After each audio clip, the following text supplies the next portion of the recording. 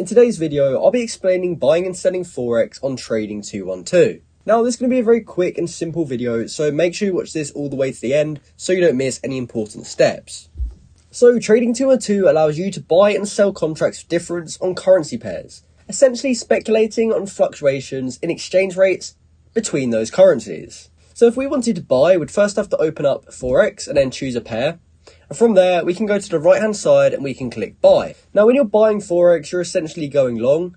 And this is if you believe the value of the first currency will increase relative to the second currency. So if we were to buy this, it means that we're betting GBP is going to go up against USD.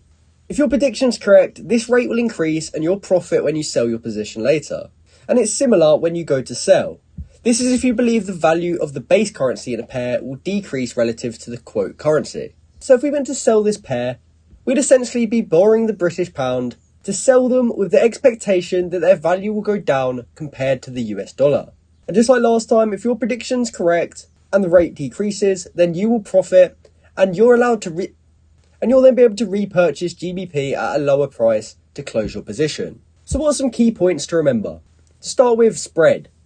This is the difference between the buy and a sell price of a currency pair and represents the broker's fee. Also, overnight fees.